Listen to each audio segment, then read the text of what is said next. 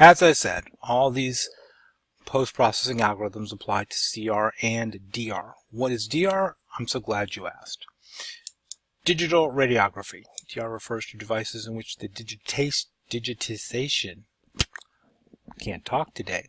DR refers to devices in which the digitization of the X-ray signal takes place within the detector itself, providing an immediate full-fidelity image ready for display.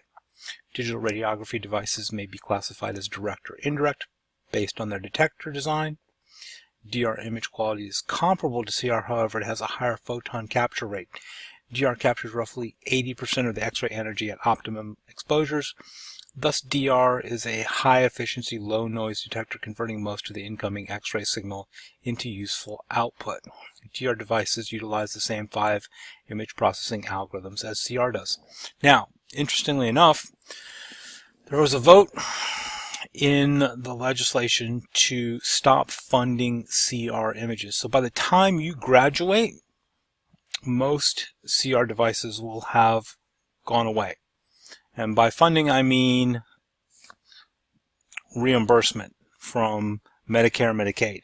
So starting effective July 1st, assuming this legislation doesn't get undone by the current administration or the government shutdown or any other thing happens to it, it will go into effect July 1st of this year, that Medicare, Medicaid will not provide full reimbursement for exams done with CR technology. So if you're only getting half the reimbursement, you're going to ditch your CR units pretty quickly and convert them to DR or buy new DR units so that you get full Medicare, Medicaid reimbursement. So we're still going to teach CR, but by the time you graduate, I would assume that this law will pass and you will only see DR out in the real world. So, problems occurring at acquisition. When a PACS is properly interfaced to a RIS or HIS, study information can be verified by comparison of patient demographic data at the PACS acquisition gateway with the data recorded in the RIS. Thus, any image exam entering PACS will be RIS verified before it is stored, archived, and distributed. What I mean by that is, when an image comes from PACS, it should be matched up with order information from the HIS or the RIS. The name should be the same, the birth date should be the same, medical record number should be the same, everything is same. You have a perfect match, it goes in, and everything is good. If there's a discrepancy between the study information and the corresponding RIS information, the study will be sequestered in a restricted area until the data in the DICOM header is matched to a pending exam request from the RIS. These are called broken studies or anomalies in most PACS systems. So if that information doesn't match, right, when it comes into the DICOM server, it will push it off to the side, put it on a separate list that the humans, aka the PACS admins, have to work on and figure out. This is one of your daily tasks, is to take all these unmatched studies and figure out what order they actually belong with. In addition to native studies, studies imported from outside facilities that have no corresponding RIS information will be sent to the holding area in PACS until the PACS admin matches them up to the native patient demographics. In other words, if a patient brings a CD with them, the studies they had done previously in some other institution, well, obviously you're not going to have orders in your hospital system for studies that were done at some other hospital. So when you import studies, you have to match them up to the patient as you have them with your medical record number in your system.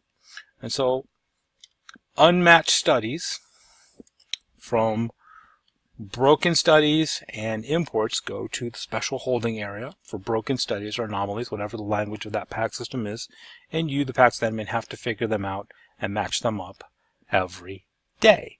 That's probably how you start your day. While every image must have a matching order, every radiology order will not have a matching image. So, you can have leftover orders. There are several types of orders that do not have associated images.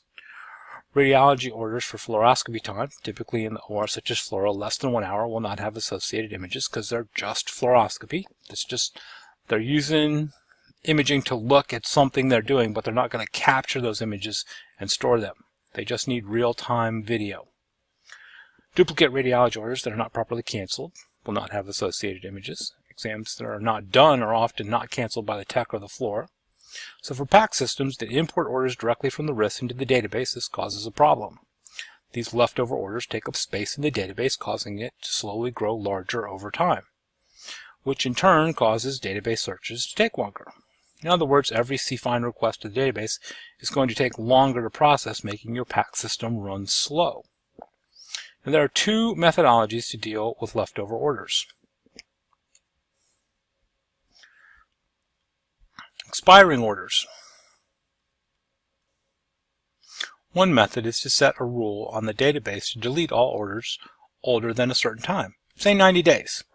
Now the benefit of this method is that it runs automatically in the background. The drawback to this method is orders scheduled more than 90 days out will get deleted from the database before they are done. Can you guess what modality this would affect the most? Well, you probably just looked down on the slide and saw it, but hopefully you knew it's mammography.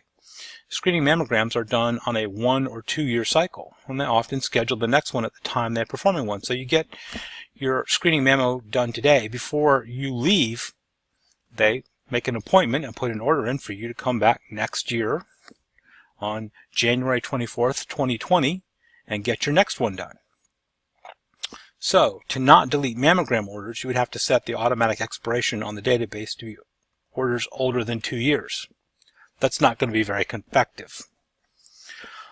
Or, you have to write a more complex rule to delete some exams and not mammograms, and no matter how good your rule is, some exams scheduled far in advance are going to get deleted and then have to be reopened when the patient comes in, and the average user will never understand any of this or why it happens, and the perception will be that sometimes for no reason your system just loses orders. Not a perception you really want people to have of your system. The other method to cope with this issue is to create a work list in PACS for orders older than 90 days. Every day the PACS admin will review the work list and investigate these old orders. The benefit to this method is you get to choose which orders get deleted and which ones should stay in the database, so valid future orders for scheduled exams are never deleted. The drawback is that it is a manual process you have to do every day. Also, the work list will fill up with future mammo orders, so you have to keep track of the ones you've already researched. At one place I worked, they would reorder mammo exams every 90 days.